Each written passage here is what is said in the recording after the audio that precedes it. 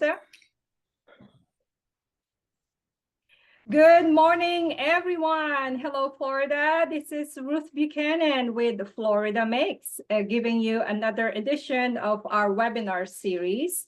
Today's topic is so important, so timely, and relevant to Florida's manufacturers. Good morning, Dawn. Thank you. And we welcome you for part 2 of the Cybersecurity Fundamentals for Florida Manufacturers.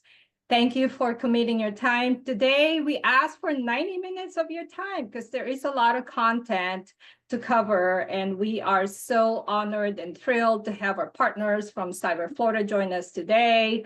My role here is to introduce the webinar today, and then my partner, colleague, coworker, Jolie, will be facilitating the major portion of the webinar and do some introductions as well. So so Cybersecurity Fundamentals for Florida Manufacturers, Part 2. Those of you new to this, you will be getting the video link later after the webinar, so you can reference and share. And there's some closing pieces at the end, but let's go ahead and get started. Go ahead and put on the next slide. Oh, that's me. Hi. Okay, next slide, Connor. Yeah, so FloridaMakes, we are your state manufacturing extension partnership. We are here to help improve the productivity and technological performance of Florida's manufacturing sector. We are the recognized leader for strengthening and advancing Florida's manufacturing economy. Next slide, please. I love this one, my favorite one. This is because, you know, the words I just gave you, what is that? So this is kind of like puts it in a bulleted format, some of the things or the big buckets that we do. This is how we help our manufacturers. We help with the technology acceleration and innovation.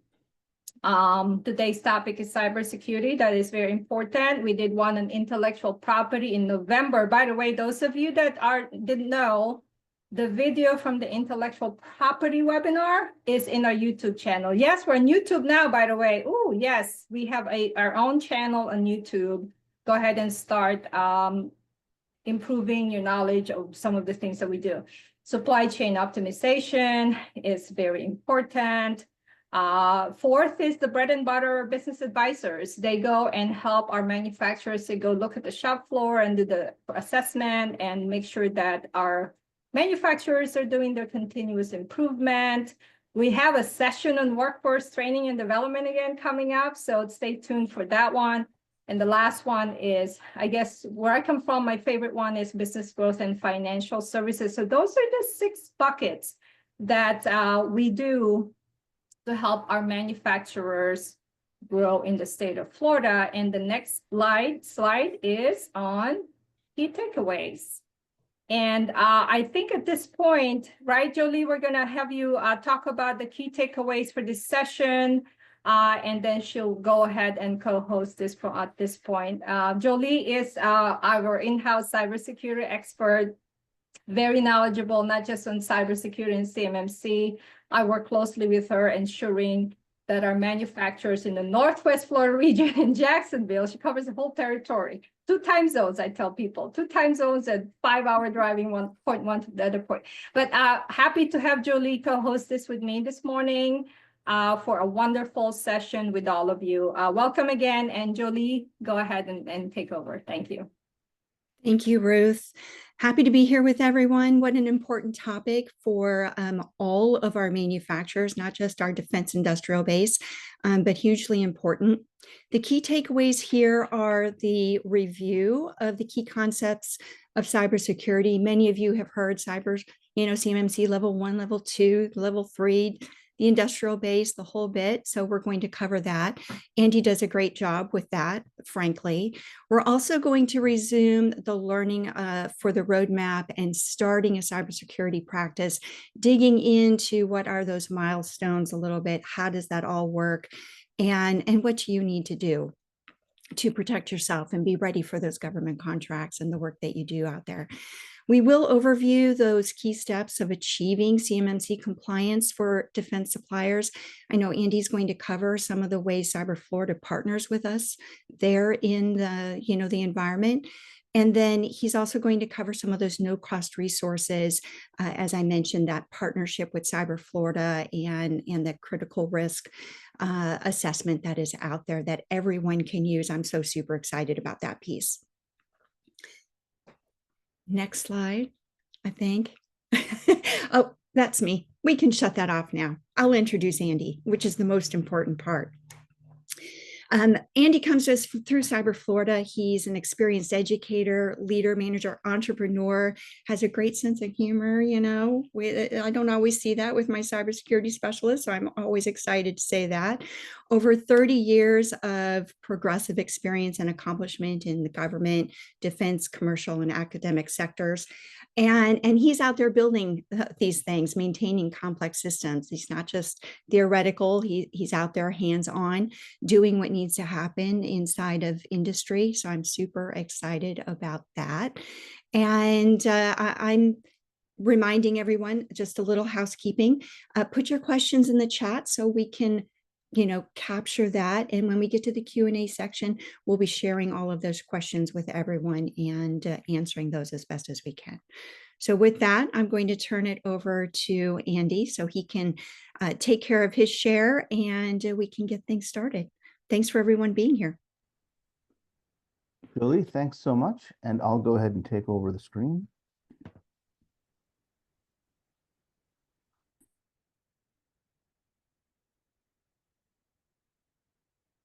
And welcome to the talk. I'd like to first thank you all for taking time out of your morning to spend it with FloridaMakes, with Cyber Florida, and most importantly, with me. I take note that Jolie pointed out that usually cybersecurity people are pretty boring, but occasionally I might work hard to make you crack up just a little bit. We'll see how it goes today. So, I don't have any promises that this will be fun or funny. In fact, it's guaranteed to be a little bit boring, but we'll do our best. First, I'd like to call attention to my friend and colleague from Cyber Florida, Brian Langley, who is on this call with us.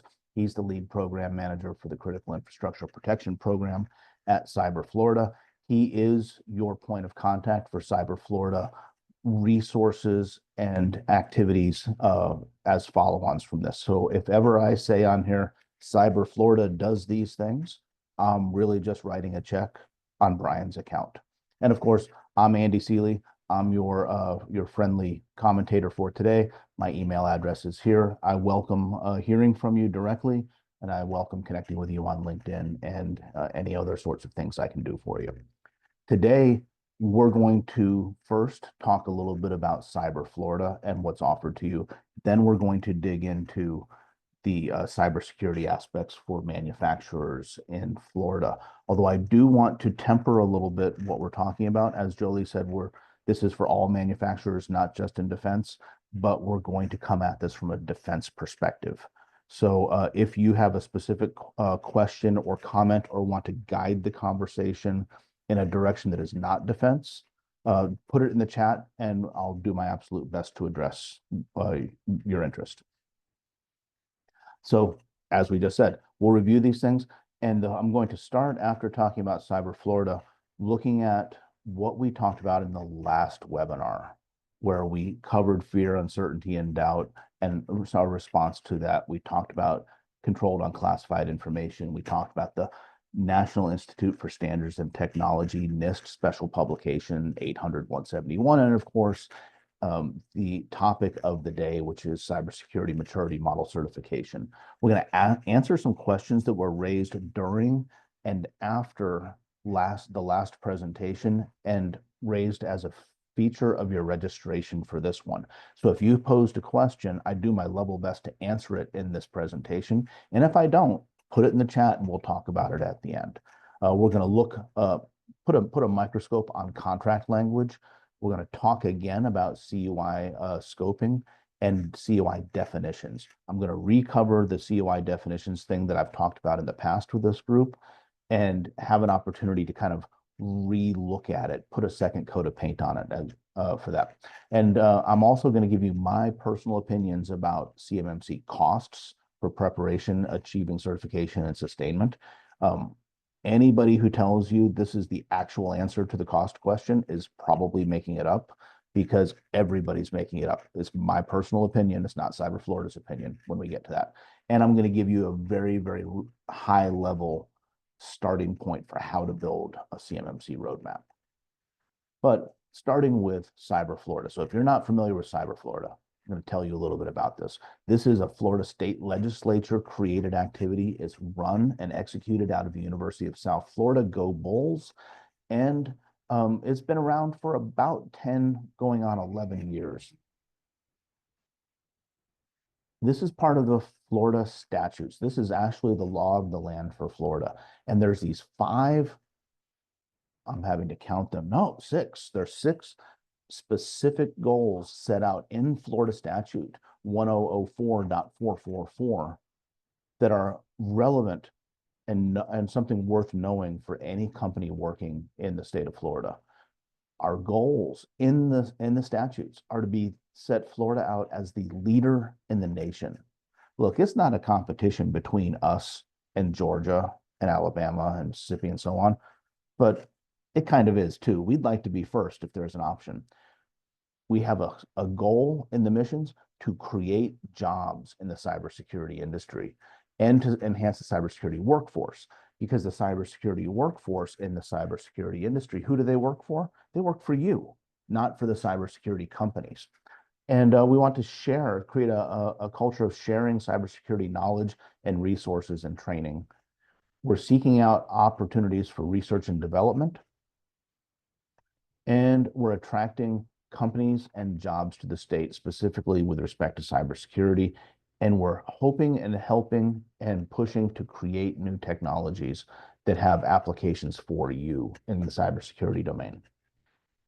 We offer, through Cyber Florida, we offer certain workshops and resources for you, such as this CMMC update is a deep dive. It might not be the deepest dive, but it's a pretty deep dive into CMMC for how it works and what you need to know. We have a great workshop that's called Network Noise. It's like a tabletop exercise where we go through a scenario of your organization melting down in the face of a cybersecurity attack. It's kind of fun. It's a little bit stressful for the people that are going through the exercise in a fun way.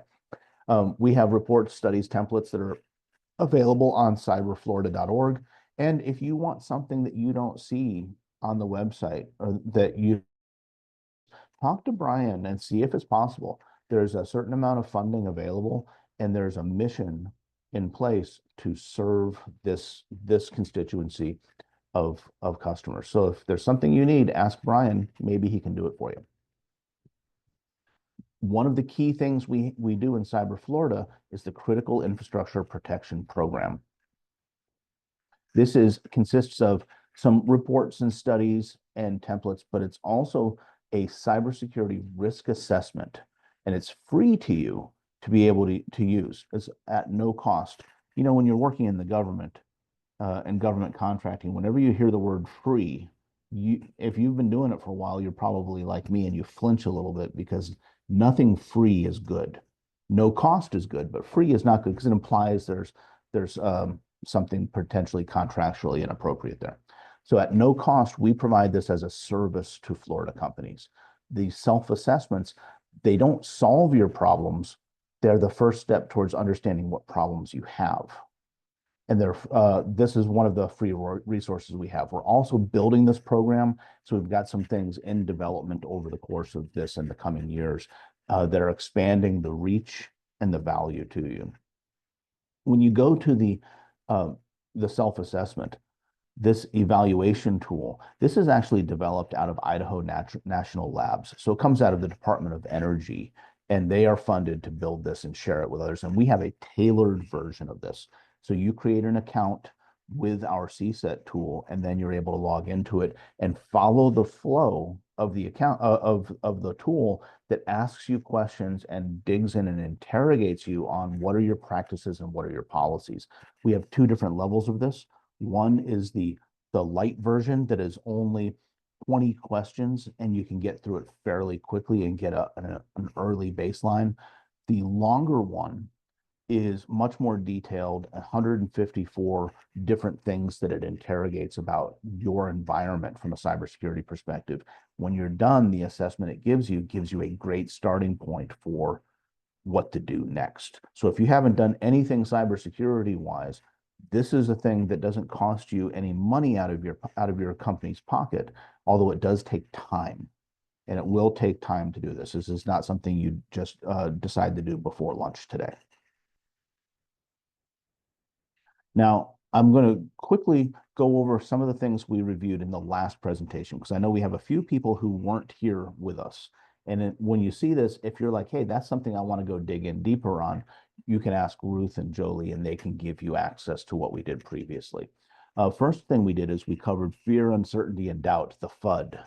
And it was pretty fun because I really enjoyed putting a list of about 100 cybersecurity acronyms on the screen and then asking you rhetorically, how many of these do you know? Because in the cybersecurity world, to effectively protect your company's resources, you have to know these things. And that's part of the fear is I don't know them. And I don't have the time to know them. It's not my company's job to know them. So working through how do we get through that? And I proposed a little bit of a lighthearted framework of examine, transform, and command. Go from FUD to etc., where you examine your business and you baseline what you have and what you are and what your goals are.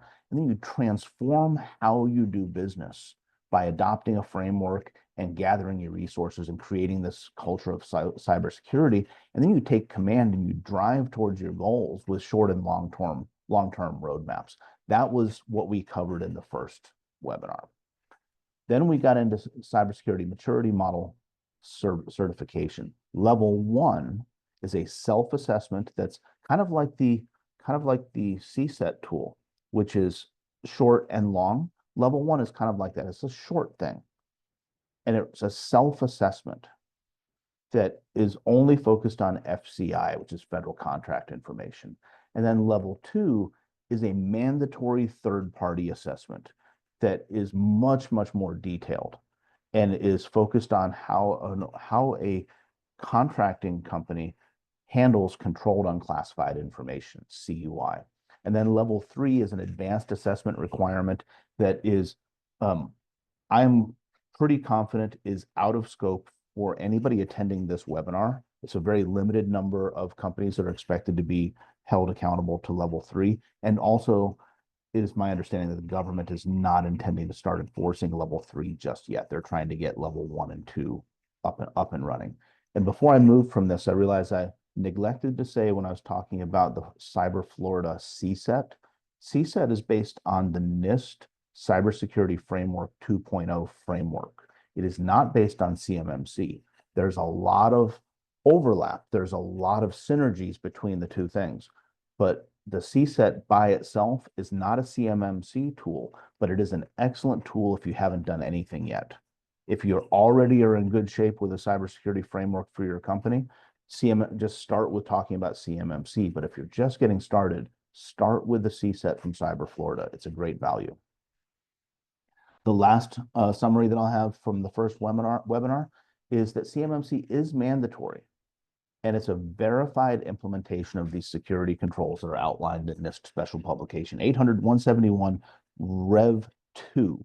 And I'm going to foot stomp Rev 2 because when you go to the NIST Special Publication website, you'll see Rev 3 is current and Rev 2 says this document is deprecated and no longer current.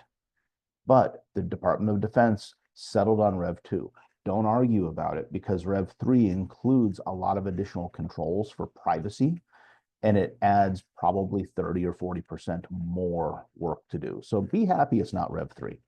CMMC is going to be required in contracts, and I'm going to talk a lot about contract language here. DFARS 252.204-7021. If you have a 7021 DFARS clause in a contract today, this is now your problem. This 800-171 R2 compliance, by the way, has always been required via self-reporting because DFARS 7012 clause has been around for a decade, and it has always required that you do this just with self-reporting. Now, that self-reporting has been the problem. There's the joke running around the industry that CMMC is our punishment because the DIBS self-reporting was inconsistent and not done very well. So that's the summary from what we talked about last time. Now, between then and now, you've asked a bunch of questions. So I want to address those questions first and make sure that we're actually giving you the information you need. So first, the question was raised, is CMMC going to be a standard for all government contractors, not just defense? And the answer is no, but it's also yes. It's just a matter of when. Right now, Department of Defense is the only department in the federal government that is requiring this through federal statute. But I find hints as I research what's happening in the CMMC world. I find hints all over the place. The Department of Energy, for example, their current cybersecurity framework is C2M2. I think it's pretty funny because CMMC and C2M2, they're actually the exact same words, just in a different order. But apparently, the Department of Energy is talking about migrating C2M2 into CMMC in the next couple of years. It's not a validated fact. It's something that I've seen mentioned in different scenarios.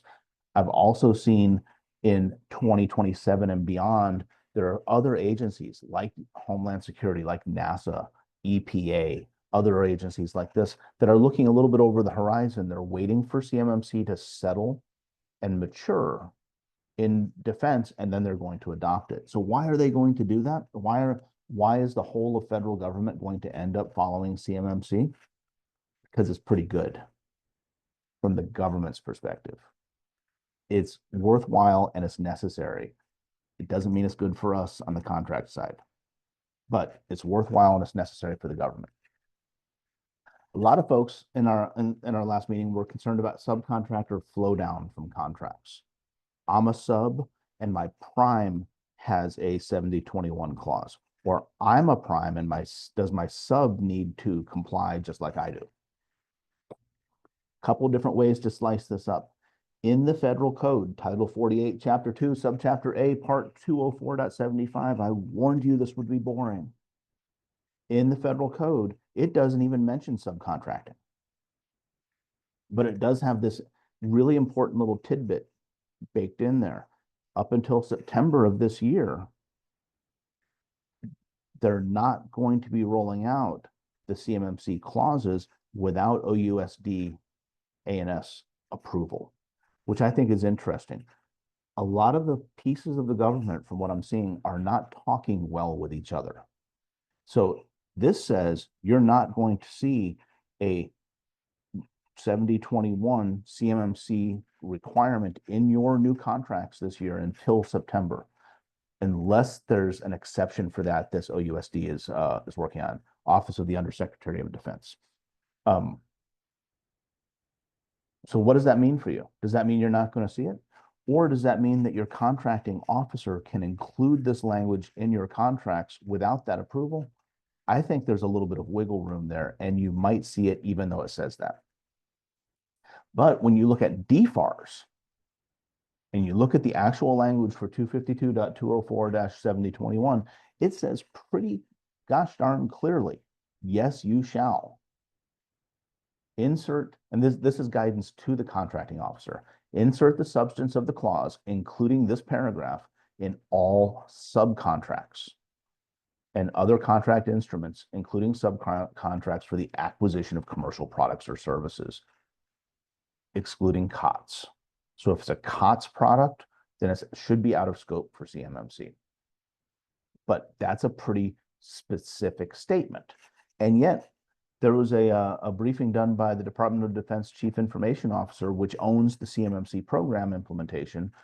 DoD CIO in their briefing said the prime flows requirements to a subcontract based on the data shared. So on the screen here, the answer to this question in order is no, yes, and maybe. That's not really crispy of a crisp answer for you, but it's the real answer. What we're also seeing is a lot of large primes, at least in the services world for defense contracting, they're mandating CMMC compliance now in their subcontracts, even without a prime contract clause from the government. And that's within their rights to do, as they're writing you as a sub. The prime writes you a subcontract. They can put whatever they want in it, and you agree to it or you don't. So you're going to be beholden to this anyway, regardless. So when you look at this and say, well, there's a maybe in there, I wouldn't even get distracted by that. I'm only putting it here so that you've seen, yes, there are no's and there are maybes, but there's definitely yeses. Treat it all like it's yes, unless there's a reason not to. And that reason is a conversation with your contracting officers. Next question, what about CMMC and ITAR, which is the International Trafficking in Arms Regulation? Well, they're different programs. CMMC is about controlled unclassified information, how it's transmitted, processed, stored, and disposed. CMMC is managed by defense. ITAR is about how the sales of sensitive technologies are shared with non-US nation purchasers. ITAR is managed by state, not defense. So they're different programs with different requirements. Now, there's going to be some overlap in data protection requirements, but if you have ITAR compliance, that doesn't give you really anything for CMMC compliance and vice versa. You have to manage to both programs. Now, that relationship may mature, or it may change, it may become easier over time, but at the current moment, if you're a manufacturer creating things that are controlled by ITAR, you've got an ITAR requirement. And if you are answering contracts from the Defense Department that require CMMC, you have a CMMC requirement. And those two things are two different things. Do you need CMMC for your operational technology, for your industrial Internet of Things technologies, for your CNC machines, and all these sorts of things that are not traditional computing? Now, I'm not a manufacturing person by background and trade. So when I talk about this, I'm talking about this purely from a cybersecurity policy perspective. But why wouldn't you? Is my answer. Why wouldn't you need these things? Because CMMC is about how controlled unclassified information is transmitted, processed, stored, and disposed. But it's also about telling the story about how you do those things. And the storytelling matters. And really, the first big lift you're going to do if you're getting started on your journey here is about scoping. So is your operational technology in your scope for CUI? If the OT equipment does not touch the CUI data, it does not have to process it or store it, then it's out of your scope, but you have to clearly define that and clearly articulate it. If it's in your scope and it doesn't have this inherent capacity or capability to do whatever the CMMC required controls for security are, you have to tell a story around that. And like, I'm thinking about authentication controls. Like, you have to have password rules for complexity and expiration. But what if your CNC equipment is connected to the network but doesn't take a password? Does that mean that you will never be able to achieve CMMC compliance? And I think, now this is we're in opinion zone here, Andy's personal opinion. I think it's a C3PAO conversation. We'll talk about C3PAOs here shortly. It's a conversation with your assessor about what they're willing to accept.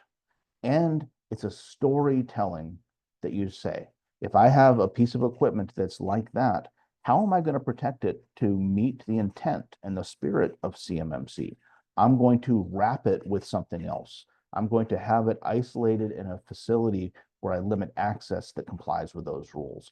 I'm going to have some defensive boundary around it that meets the requirement in a complete way, such that nobody can gain access to that piece of equipment that processes CUI without having to pass through the compliant controls.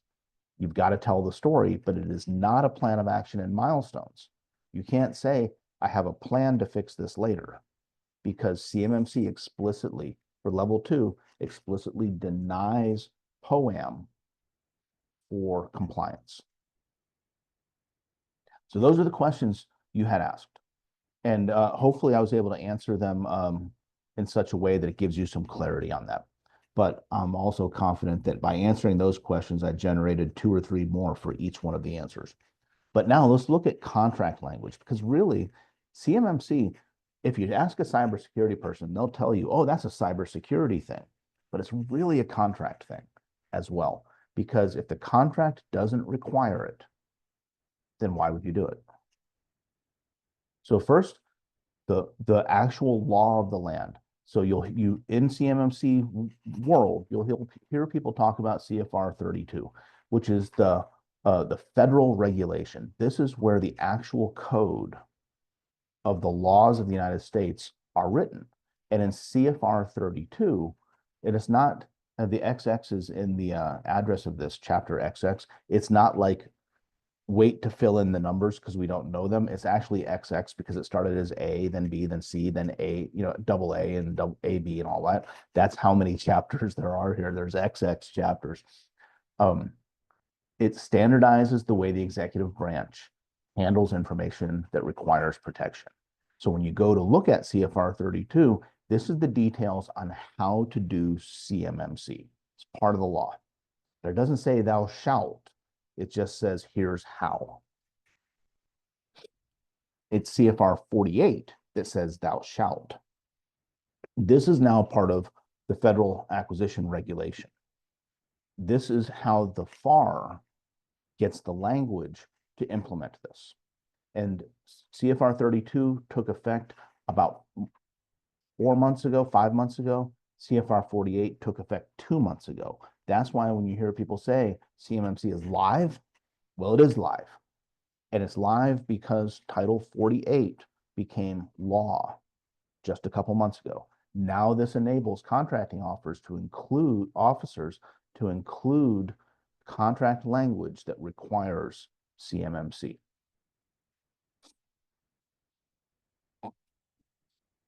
DFARS 252.204-7012. If you've been reading closely your defense contracts, you've been seeing this all along. And by the way, if you're a federal contractor, but not a defense contractor, just a quick aside, the FAR, you're probably familiar with the Federal Acquisition Regulation. DFARS is the Defense Federal Acquisition Regulation Supplement that applies specifically to defense contracts. And this 7012 clause has been here for a decade. This specifies thou shalt follow NIST Special Publication 800-171, including building an SSP, a system security plan, and having an incident response plan, along with other requirements. But we'll take your word for it. And if you didn't do the whole thing, that's okay. You can have a plan of action and milestones. Just self-report to us that you're compliant and what you're not compliant with your POAM, and we'll be good. This was what I was joking about, is that CMMC is the punishment we have for not doing that very well. But this clause has always been in your contracts and will probably remain in your contracts, to be honest. 7019 in the DFARS talks about how self-assessments are done. It pairs nicely with 7012. If you have a 7012 clause that requires self-assessments and reporting, you're going to have the 7019 clause that tells you this is what we expect out of your self-reporting, which then just points you back to another clause about the basic and medium and high assessment levels. But here's where 7021 starts rolling out. This is the CMMC requirement that's brand new just a couple months ago.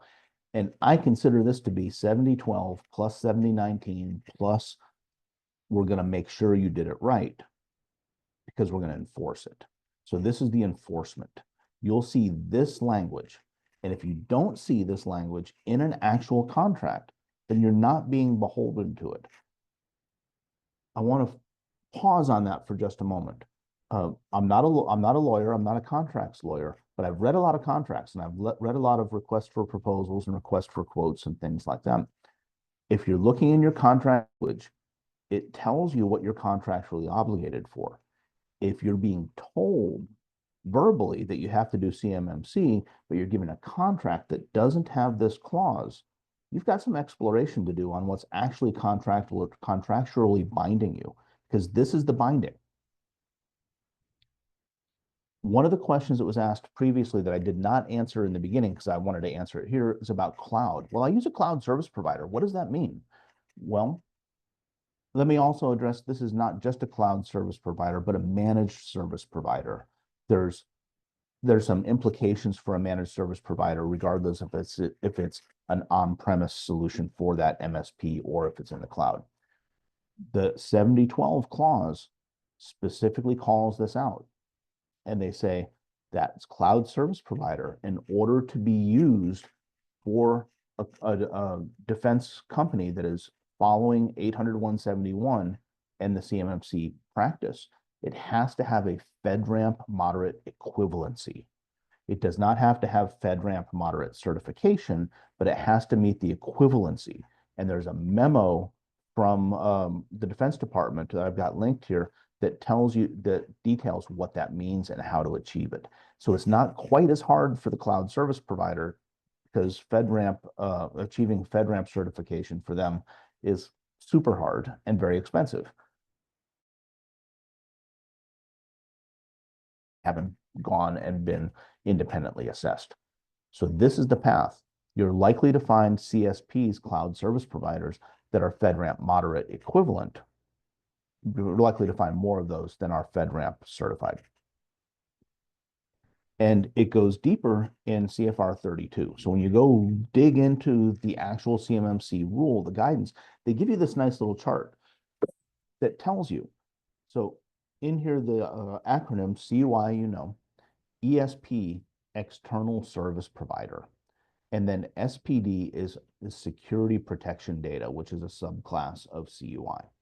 So if you're processing CUI and you're using a CSP, that CSP will meet the FedRAMP moderate equivalent requirements that I just showed you on the previous page. If that CSP is only processing security protection data, think about that as you're generating logs from your systems in your environment, and those logs are being processed in the cloud. That's SPD, that's security protection data. Then you only need to consider the CSP's services or your MSP's services as being in your assessment scope. So you're assessing their practices, not their environment itself. So it's a lot less work on you, but it still expands your scope, but it's a lot less work than having to go convince your service provider to go through all this themselves. These are some snippets from some contracts that I worked on in the last couple years. So they're not super new, but they're not that old. But this is an example of what you see when your contracts are asking you for these types of things. So on the left, you've got, and these are FedSIM task orders, is what I was working on. You've got explicitly calls out in section K, DFARS 252.204-7019. They're requiring us to do these self-assessments. On the right, you've got a subtask that is, this is just before CMMC, the CFR rules went into public comment. So they didn't use those terms yet, but they definitely call out clearly here that we're creating something that it has the capability to be certified for CUI processing. Why would they say that? Because this contract, which was awarded before the rule was final, is now prepared to execute on the rule when the contract is renewed. And then on the bottom, you can see 252.204-7012 is a contract clause requirement in section I of this contract. This is coming out of NIWC Atlantic. And you can see on the left, there's language specifically 252.204-7012. It says it. It says it on the right for enhanced security controls. It's kind of funny in this section 852 that you see on the bottom left, it calls out 800-171 Rev 1. Now, I don't know if this contract got amended after it was awarded to say Rev 2. That's kind of that's a copy paste miss on the acquisition shop for that. That's a mistake on their part. But on the bottom right, it says under GFI, that the government will mark CUI if you've dealt with this at all in the last 6 months. You know that that's a little bit laughable. because the government is very, very inconsistent, not just in their marking, but in their understanding. So let's have a little bit of a look at that CUI and then the CMMC levels as well. If you attended the last session, you've already seen this before. I wanted to re-go over CUI definitions because it's an ongoing challenge for people to understand what this is. If you read the National Archives and their descriptions on this link here for the archives.gov, you're going to come away with a sense of every single thing I say and do is CUI. I can't get away from it. It's the air I'm breathing. And you wouldn't be necessarily wrong if you read it too broadly. This is where it comes back to talking to your government contracting officer, talking to your customer, and understanding what is it that they are considering to be sensitive and how are they planning to approach it. The chart that I blatantly plagiarized from archives.gov here on the right, the picture, shows how they consider CUI to be a subset of FCI. Well, what's really the difference? FCI is your contract information that is not inherently sensitive to the government other than the sensitivities that come from if it's exposed, then that puts the contractor at risk and it puts the defense industrial base at risk for having capacity. But CUI is information that puts the government's interests at risk. So it digs in a little bit deeper. NARA, the National Archives, they define these organizational indices on the left. Manufacturing is one of the 16 critical infrastructure segments that are defined by the Department of Homeland Security and the Cybersecurity and Infrastructure Security Administration Agency, CISA. So you are right in here in this in the very beginning, but you're also working in defense. You're also working with export control in a lot of ways. You have intellectual property and patents. You're doing procurement and acquisition, and you have proprietary business information. So all of those that I have highlighted in green are your organizational indexes for what CUI matters to you and to your customers. But when you're dealing with defense, each of these breaks down into more detailed, specific things. Like in defense, there's a category called controlled technical information, and that very likely is going to be the CUI category that most impacts you, because as a manufacturer, the government's going to give you a requirement to create things, and that's going to be controlled technical information almost by definition when they give it. But they should mark it. And the marking guidance, there's some very loose hints at marking guidance in NARA. In the NIST publications, there's some suggestions that there is marking guidance, but the real place to find this is in Department of Defense Instruction 5200.48, which defines the handling of CUI for the Defense Department. And they say specifically that a paragraph marking is required and a document marking is required, and here's examples. So you go look at this, this documentation, you say, oh, well, this is perfectly simple. Now I know what this looks like, except that your contracting officers and your customers are not necessarily consistently following this guidance.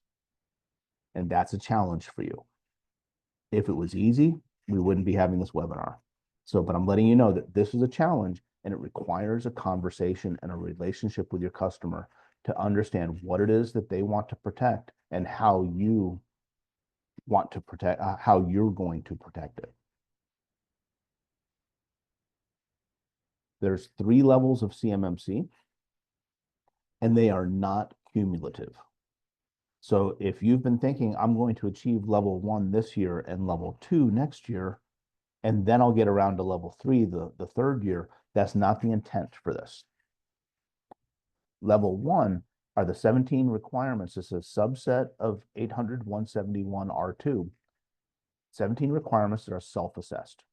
There's rigor in the self-assessment, but it's a self-assessment to do to demonstrate your cybersecurity controls for that type of data.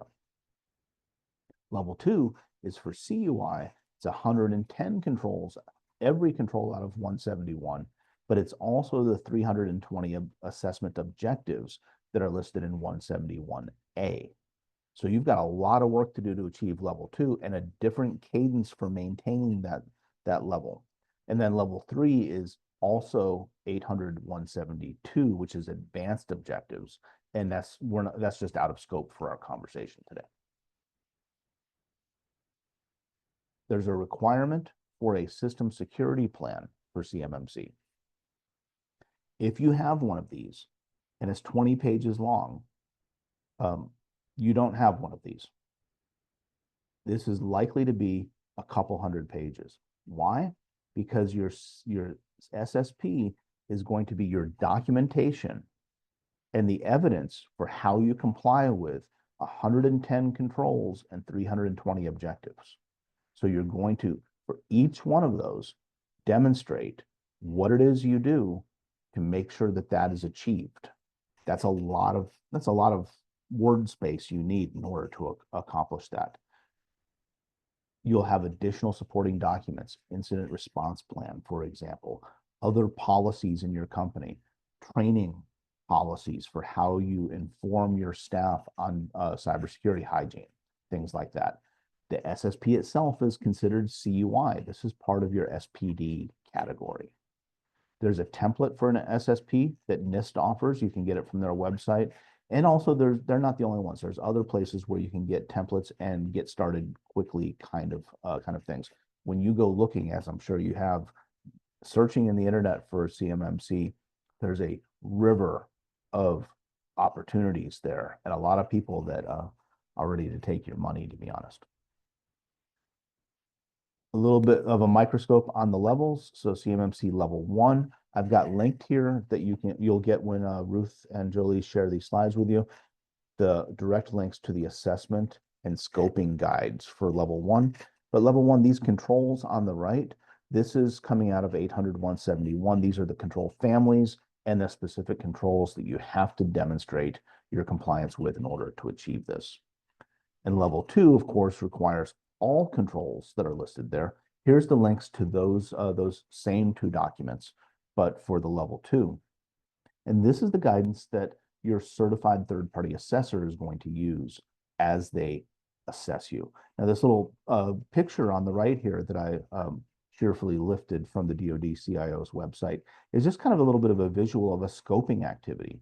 And you can see the different color codes where it's color-coded. CUI is here, SPD is here, contractor risk managed assets, specialized assets, and things that are out of scope. So as you start identifying with a operational view and a network system view of your IT systems, including your network connected OT systems, you can then start kind of, let's color code them with a marker and say, this is where CUI flows and this is where it doesn't. And you can start creating a limited scope for your assessment.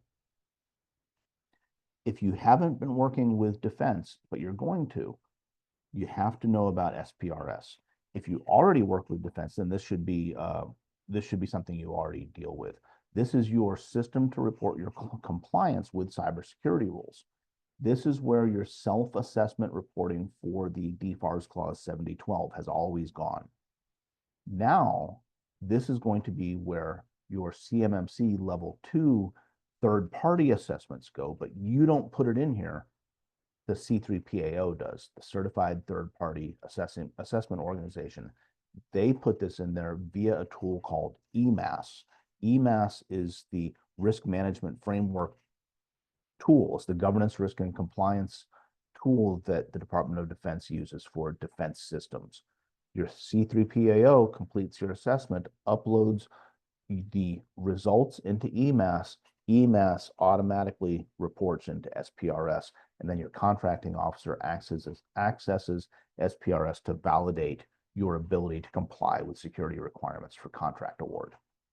And there's some example language from an Alliant contract task order from last year. There's a phased rollout.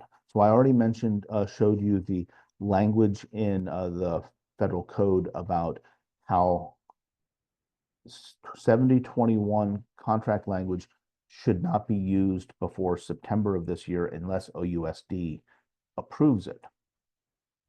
And that may be variable in how that's complied with. But this is the intent right now. We're in phase one, this initial implementation. The effective rule date was just 2 months ago.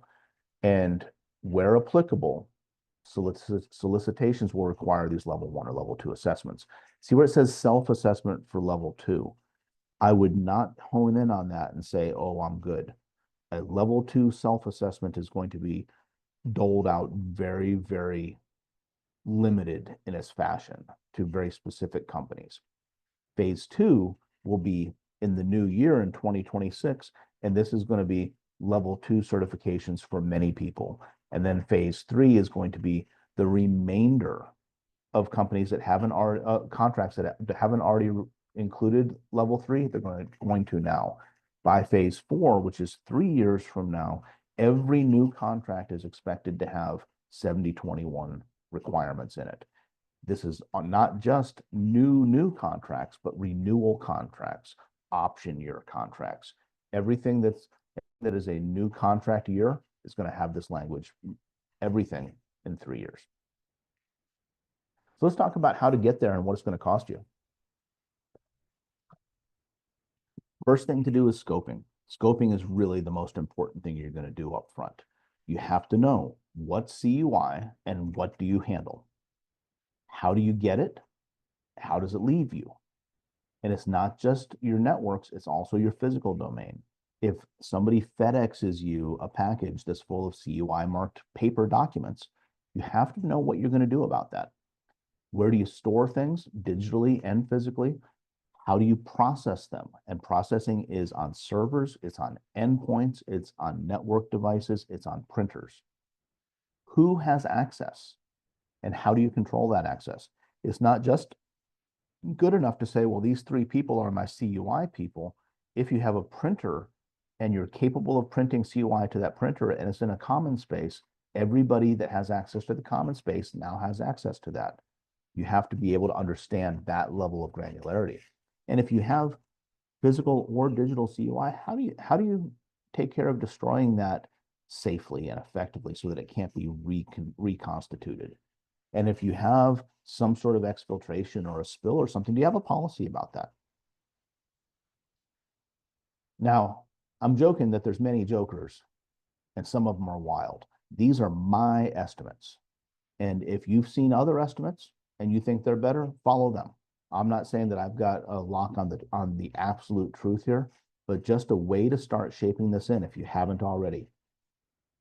Just to get prepared for this. Your scoping activity, that might take you a week. It might take you 3 months. It depends on how well you've documented your inventory and how well you have been doing cybersecurity hygiene practices so far. You're going to have to review and document 110 controls and 320 objectives.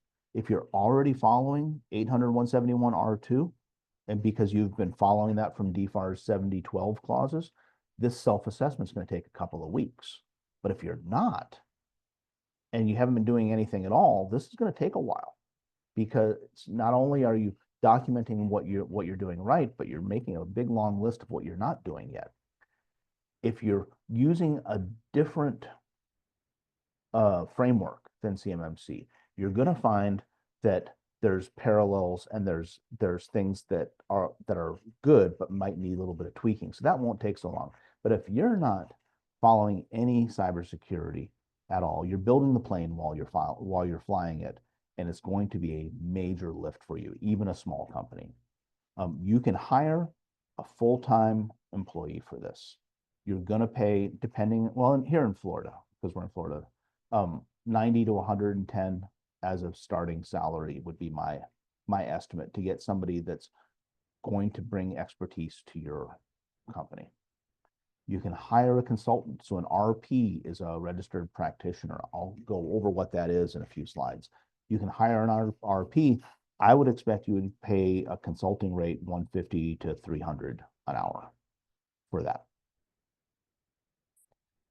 Now we're talking about certification, getting actually certified. So you've done the preparation, you've baselined your systems, you understand where they are, you've done this initial self walkthrough of the requirements. Now I have to start getting certified. You're going to want a gap assessment. There's different terms for gap assessment, but it's the assessment you do before the assessment, where you have a third party go through your SSP, go through your systems, talk to your people and say, if I were assessing you today, this is how you would do. And then you have to remediate from that. All the findings that they have, you have to go fix those before the final assessment. That C3PAO, you may have one that does your gap and one that does your final. You may have one that does both. That's going to cost you between 35K to 100K and up, and it might take a month, it might take 6 months. It really depends on the availability of the C3PAO, and it depends on your readiness for them to be able to actually assess you. You're going to require somebody in your company who's dedicated to them during that assessment. That dedication may be 100%, it may be less, but it's probably 100% because the assessor is going to have questions, need access, and need help reviewing everything and finding everything. You're going to need people in the company to do the remediation. The gap assessment finds a bunch of things wrong. You have to fix them. You can hire that your RP, or you can have your full-time employees do that, but it's going to take time and money. And then finally, your sustainment. This is the thing that gets kind of left off of people's estimates a lot of times. What people have not been talking about enough, in my opinion, is that it's not just enough to achieve CMMC Level 2 third-party certification, I'm ready to go in SPRS. You have to do it again in 3 years. But between now and 3 years from now, you've got 2 out years. You have to do a self-assessment in those out years and report it in SPRS 2. So CMMC becomes a continuous detection and mitigation activity. You are going to have a full-time employee who is constantly reviewing documentation, constantly updating processes, constantly doing scans and little mini assessments and tabletop exercises and so on. That's going to be for a small company. Maybe it's a quarter FTE. For a larger company, it's going to be a whole FTE or more, depending on how big your company is. So now let's do the math on this. If you're a small company and you're not very complex and you've been doing some good cybersecurity hygiene, you're still going to spend maybe 50K in labor costs to get ready for this. You're going to spend maybe 50K to get gap assessed and finally certified. And you're going to be spending probably 100K for the first year just to get there an employee. And you're going to be spending that in sustainment going on. So you might be looking at $200,000 to get there. Maybe it's less. For a complex company, and maybe not a good cybersecurity program, or you don't have one that's well aligned with this, your prep might be 200K in labor alone, but you might spend another 200K, who knows, right? Because every company is different. You might have to upgrade systems. You might have to buy new network routers and new endpoints. You might have to change your service providers. You're going to spend on the certification as well, but that's going to be more because there's more to do. And so it's going to end up being not 50K, but more like 100. And then in your sustainment costs, you're going to be having a couple of people running through your systems constantly in your cybersecurity team, specifically to maintain your self-certification, your self-assessments, and prepare for your next final certification. So maybe that's $700,000 today, and you're going to spend, your headcount goes up by a couple, and you're spending another $200,000 plus. So the costs here are not trivial for a small company. There's a lot of doom and gloom, by the way. I'm very sorry. So here's some paths and problems. So where do you get started? When do you get started? Well, you get started, hopefully last time we talked, last time we met, you hopefully got started. But if you haven't started yet, it's like the old saying, when's the best time to plant a tree? Best time to plant a tree is 20 years ago, but the second best time is right now. Think of it like that. Start today. You're going to have these kinds of lead times, a year and a half, if you're just getting started from ground zero. But new contracts are starting to come out sometime this year, so the heat is on. There's criticism coming from the defense industrial base, coming from you, back to the defense and to the federal government, saying this is an undue burden. It's being heard, but so far I haven't seen anything really done about it. but it's being heard. Don't stop complaining. If you don't have a team, you got to get help, and you have to be diligent, because there's a lot of people right now trying to take your money. And if you just give your money to the first person you meet, odds are you're going to be giving money again to somebody else who fixes their problems. Take your time with your due diligence. Scoping, gap assessment, and self-assessments are things that you have to do so that you're ready. Your C3PAO, by the way, and your registered professionals are all coming out of the CMMC AB marketplace. And I've got a link here. The Cybersecurity Maturity Model Certification Accreditation Body. The CMMC AB is cyberab.org. This is the only place where you can be accredited to do this work. And I'm going to show you a piece about them here in just a moment. But here's my quick roadmap for you. You've got to assess your contracts. If you're in business where you don't have these requirements, then thanks for spending time with me, and I hope you enjoyed it. But if you do, keep going. You have to do a survey and understand your data flow and your scoping for CUI. Check out what you're doing with respect to 800-171-R2. And then you've got to build your approach. Make a game plan, make a campaign out of this. Hire a consultant to build that approach for you, if nothing else. And then make decisions. Am I going to keep my information processing systems in-house? Are they going to be on managed services? Am I hybrid? Am I scoping my CUI for my entire enterprise? Or am I going to do an enclave where I partition it off only in one small space? You have to make those kind of decisions. You'll do your self-assessment and recover from it, your gap assessment and recover from it. You'll get your C3PAO assessment, and that will generate your certification to SPRS via EMAS, and now you do lots of business. That's what we're here for. Some resources for you, and then I'll wrap up. First, the Cyber AB and CMMC roles. When you're dealing with professionals in this domain, you should be hearing these kinds of words. A registered practitioner, this is an RP. This is somebody who's a consultant who has taken specific Cyber AB training and passed specific tests. It's not a really hard thing to do. It takes a couple of days and a few $100, but you can't just walk into it without knowledge. This is something that if you're educated in the domain, you can do easily, and it's just a rudimentary sort of checkbox to say, yes, this person has minimum knowledge and has done the right things. An RPO is a company, a consulting company that hires RPs. A CCP is somebody who is leveled up. It's like RP plus a bunch. And they are the kind of person who's able to provide specific guidance to you.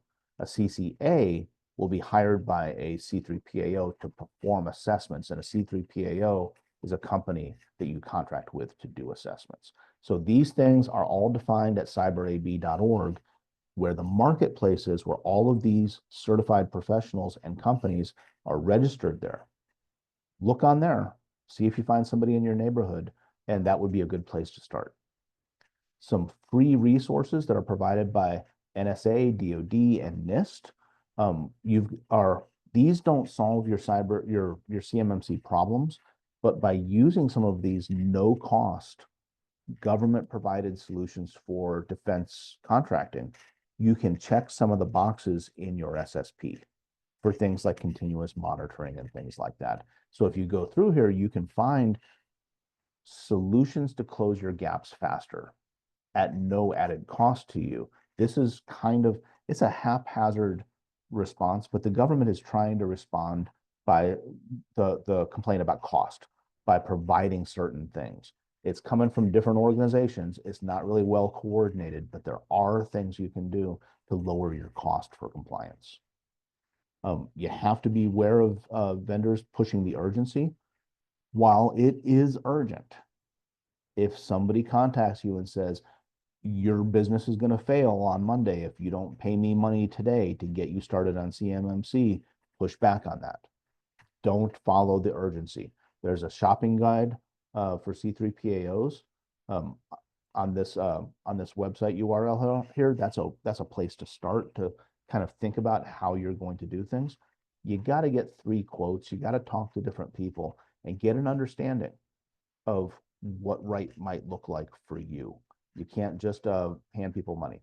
Lots of resources at the CMMC Information Institute. And I also recommend the CMMC Center of Awesomeness. There's a lot of swear words on their websites. You've been warned, but they're really important. And lastly, FloridaMakes is a key partner for you because they're creating webinars like this to help everybody synchronize and orient on the problem. Last words for you, don't wait. Get started. If you haven't gotten started, get started today. You got to practice good cybersecurity hygiene regardless of what you're doing. Even if you don't have a CMMC requirement, you still have a requirement to protect your intellectual property data, your customers' data, and your personnel's data. You got to understand your contracts. If you don't understand your contracts, you're already at risk as a contractor in the government.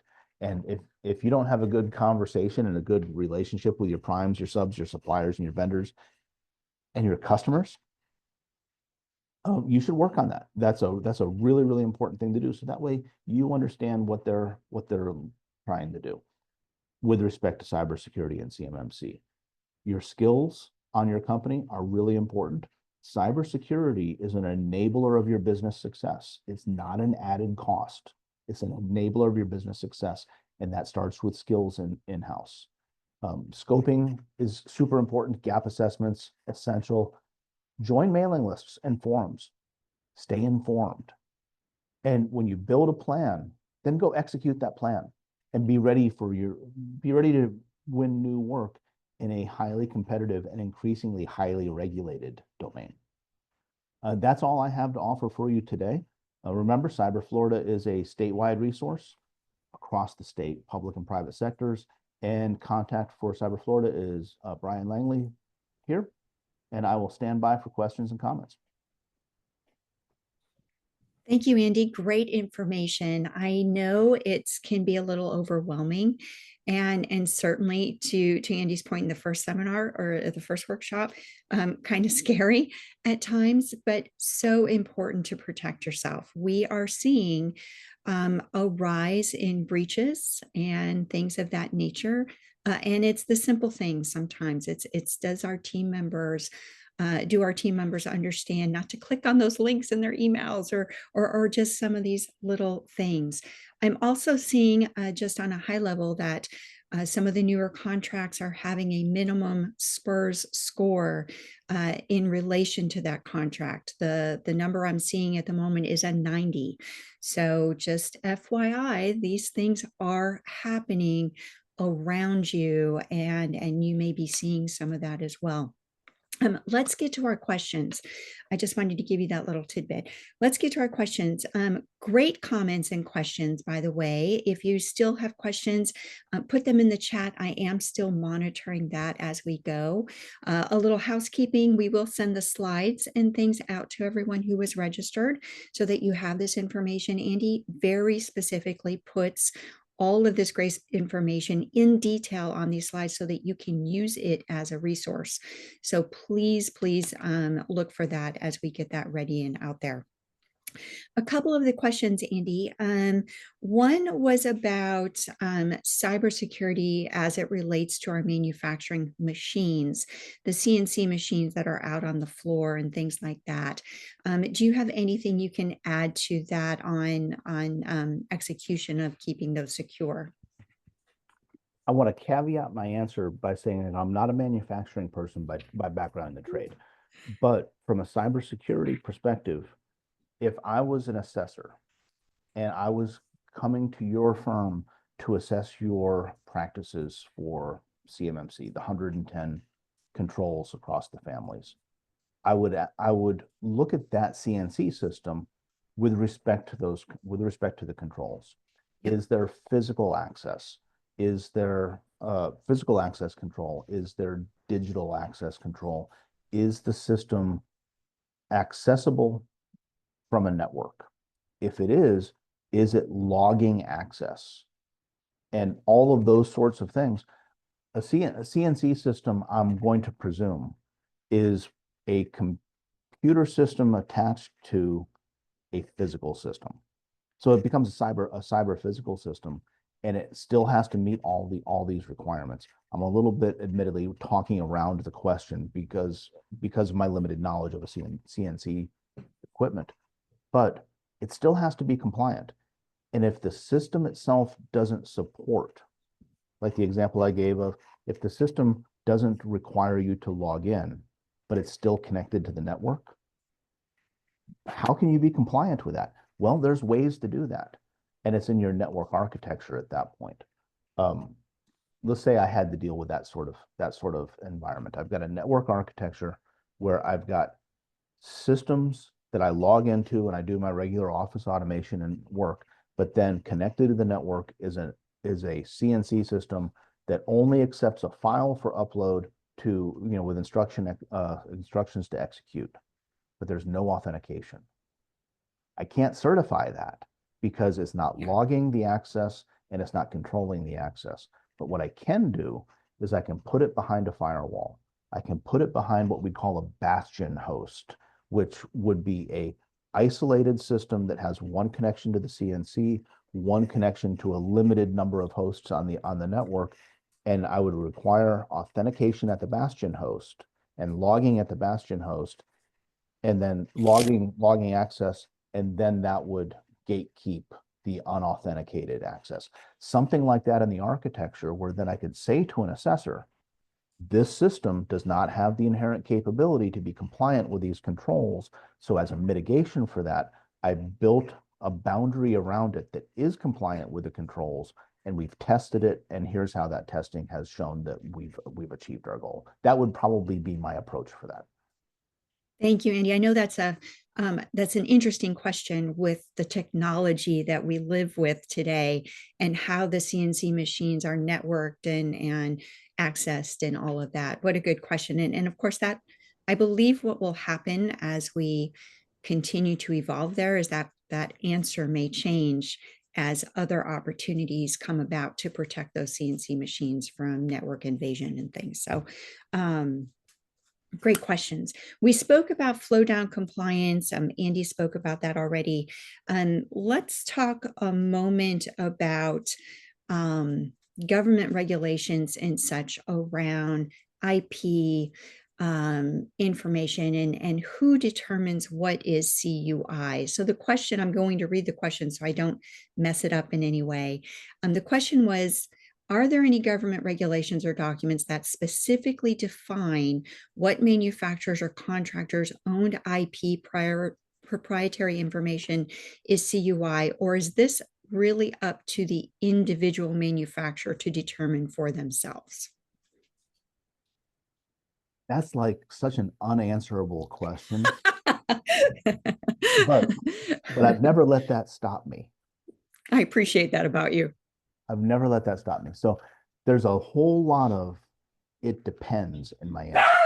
A whole lot of detail that we need to add into that to even get close to it. But if you go back to NARA and you look at their descriptions and definitions, everything you just described is CUI. But if you go back to the Defense Department and you look at 5200.48 and you kind of explore on that angle, you get this sense that CUI is government generated. Even in NIST documents talk about it as CUI is unclassified data. By the way, as an aside, you don't have a classified data spill with unclassified data. So if you have an exfiltration of CUI, it's a reportable activity, but it's not a data spill in a classified sense. If you've worked in classified environments and you're like, oh, I just emailed myself this top secret file and I sent it to my Google account, that's a spill. You don't have a spill with CUI because it's not classified. But the government has this tone to their descriptions of it's CUI because we, the government, we said it is. It's inherently risky to us to allow you, the contractor, to store this on your contractor-owned systems. Thinking like, why does China have a joint strike fighter looking airplane? Because the contractors building the joint strike fighter had all that CUI data on contractor-owned systems that were breached by Chinese nation-state actors. That kind of thing's what we're talking about. That's not the company's IP, that's the government's requirements that then become implemented in the company's IP. And there's where we get messy, right? You know, you got to pick all that apart. It all really, and I hate, you know, restating it, but I really feel like, what does your contracting officer say about it? And if your contracting officer doesn't know, which is the thing I've heard the most, my core and my COTAR and my CO, they don't know what this is yet. That's because they're going through their education programs. I bet Defense Acquisition University, I haven't looked. Now I'm going to look now that I'm saying it. I bet DAU is full of class offerings about this, and there's a pipeline of people trying to get into those classes. So the answer to the question, I've wandered around not offering an answer yet. I think that if it's your IP, well, that's really super important to your business. That's kind of how you stay in business and gives you your competitive edge. I would treat it as CUI, even if the government doesn't say it is, because it's a crown jewel.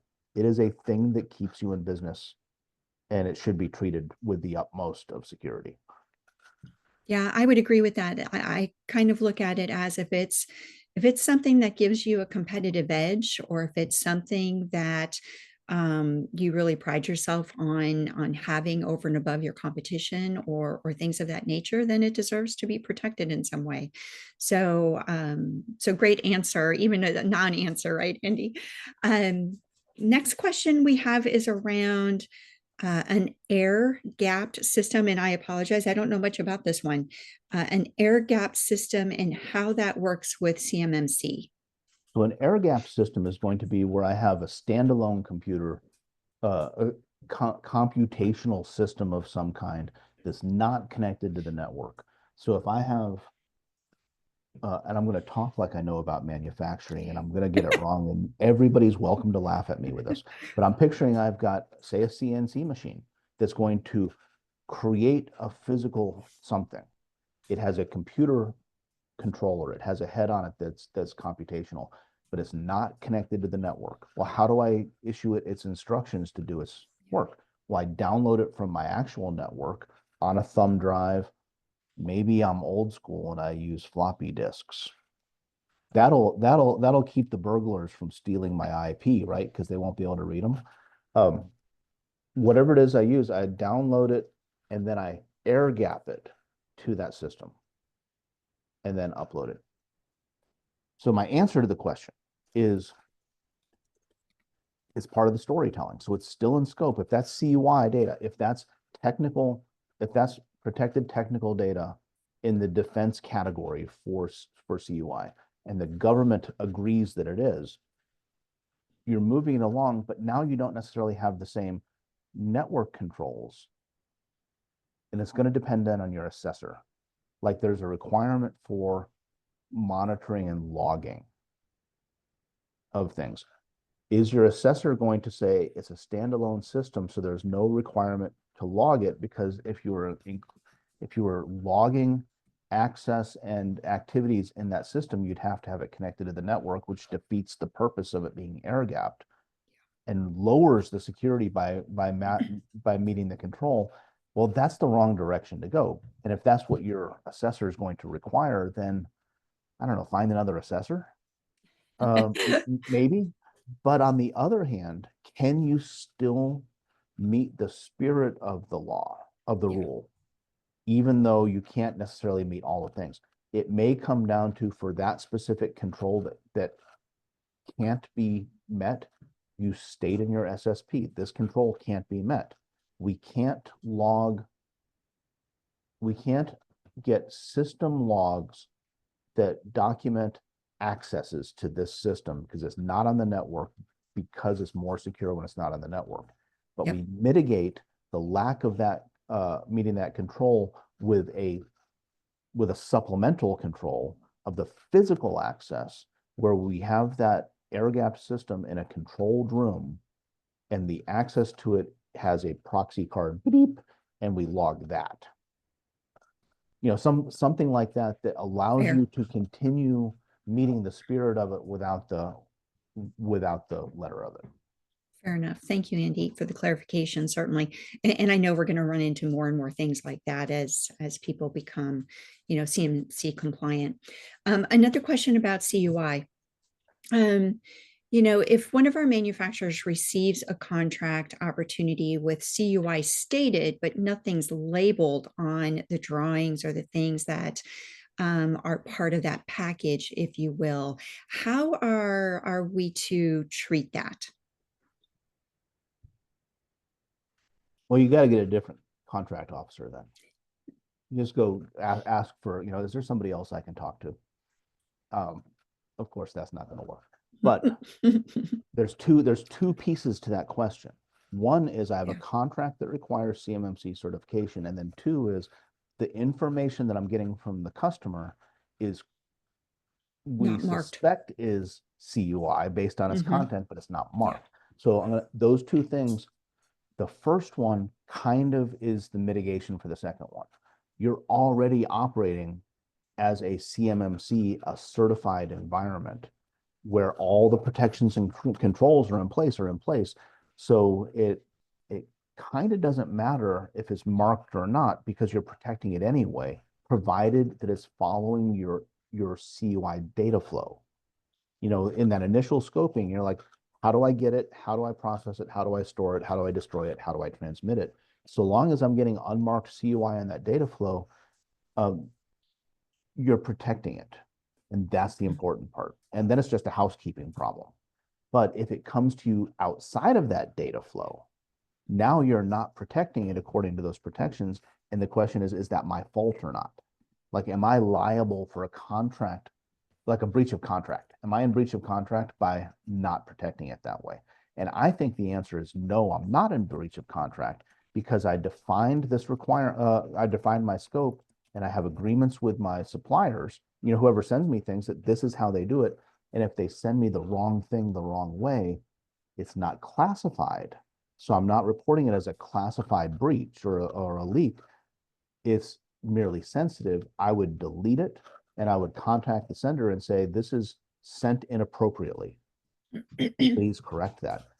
Even if it's being sent correctly, I would still, every time I got it, I would reply to the sender and say, could you please give me verification? My company, and maybe you can be kind of lofty and snooty about it and say, my company's livelihood depends on compliance with CMMC. And according to DODI 5200.48, this document, this data you've sent me is inappropriately marked and I can't process it until it's done correctly. And then they will be like, you guys are such jerks, but okay. And then they'll do it right. No, that's perfect. Thank you, Andy. As we transition things back over to Ruth so that she can wrap us up, I do have one more question in the chat that I do want to mention as we are, getting the slides handled and things like that. The question, Andy, was, with a specific drawing that is received from a customer and it is marked CUI, I'm assuming, and this is Jolie assuming, but in my world, all of the programming code, things that are used to manufacture that part would also then by default be CUI. Is that accurate? I would say that's probably a safe assessment. Yeah. Because now not knowing anything about G code as a specific thing, I would suspect that I could reverse that generation. I could take G code and create the drawing from it or understand it better. And that would be, there's a derivative aspect of it there.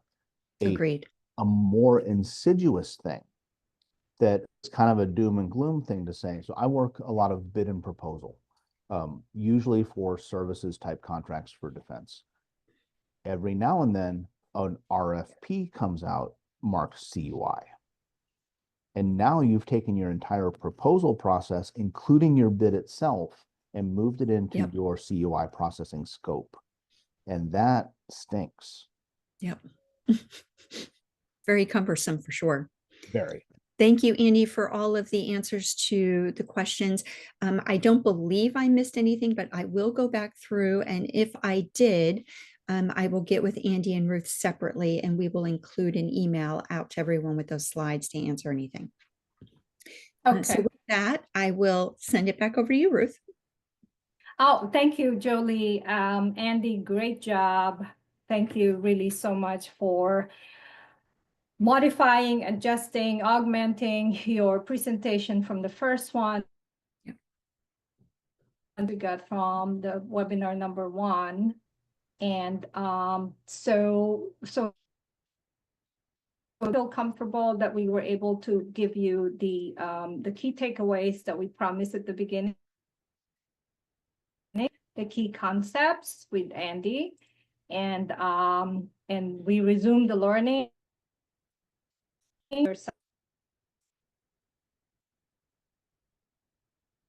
Oh, Ruth, you're cutting out there. Well, that answered that. Jolie, can you hear me? I can hear you now. Do you want me to read off the key takeaways? Oh, Yeah, I'm gonna take off my video. Go finish the key takeaway, and then I do have an announcement, and I think Brian may want to say something. Go ahead and finish the takeaways. yep. So our key takeaways today, Andy really went deeper in that review of CMMC level 1, level 2, and how that's all working together, and why we don't need to worry about right now maybe CMMC level 3 unless you fall into that unique niche that requires that. We discussed the additional the learning regarding the roadmap and starting a security practice. I would wholeheartedly say today's a new day, right? If for whatever reason you have not started your cybersecurity journey up to this point, you're starting today, right? It's just a matter of draw the line in the sand and make that determination to move forward. No one's going to, throw up their arms or throw you under the bus. Let's just make sure that we're getting things accomplished so that you can stay successful in the defense industrial base or Department of Defense or wherever it is that you are working. And we are all here to support that. Hopefully you're seeing that through the webinars, but people like Ruth and myself through FloridaMakes, and certainly with our collaborative community partners like Cyber Florida, that is why we are here. I just got goosebumps, right? That's why we're here. This was a great overview on the key steps for achieving CMMC and some of those nuances and the answering in those questions that came out from the audience, I think just helped hone in on some of the things that you all are focused on. And then, of course, we spoke very briefly about the no-cost resources provided through Cyber Florida. You will be seeing more information on that coming. We have some great things in the works from this collaborative partnership with FloridaMakes and Cyber Florida. So stay tuned. We will be emailing. You'll see notifications of that probably via LinkedIn and other places. So more to come on that. Those were the key takeaways. Ruth, back to you. Thank you so much, Jolie. I think Brian wants to say something. Brian, did you want to take a few moments, and then I will wrap up and the comments. No, I just want to compliment Andy's great comments and overview, and FloridaMakes, the partnership we have with you. We just want to make sure that you know that we are a resource to you, and we have much more to come there. So thank you so much for your time this morning. Thank you, Brian. That's great. So I get the pleasure of, well, first of all, the next slide, please, Connor. So what we will do is I will, not that one. Oh yeah, that's the one. Anyway, so the next webinar is on tariffs. Everybody's head is spinning right now on tariffs. So we have a wonderful presentation for you. That is Tuesday, not Friday, Tuesday, April 22nd. So mark your calendars. The registration is already available in our website. And I want to take a moment to, next slide, please, Connor. Stay tuned. So our business advisors will get hold of all the Florida manufacturers in this webinar. So please take their calls so they can follow up with you. And we already said we're going to share the slide, and please send us your survey. But my comment on take the call from BAs is because, ta-da, next slide, Brian, I'm sorry, I'm stealing your thunder a little bit. Stay tuned, Brian. Andy, us in FloridaMakes, we are putting the final touches on a joint program that will help our Florida manufacturers with their CMMC journey. Yes, yes, right, Brian, we're moving forward. So stay tuned. This is a wonderful collaboration, and we're going to be announcing that very shortly. So thank you very much. Stay in touch. Wonderful presentation. Thank you, Cyber Florida and Jolie, for this 1.5 hours. We met our goals, and everybody have a good Friday. See you on the 22nd. Bye-bye. Thanks, everyone.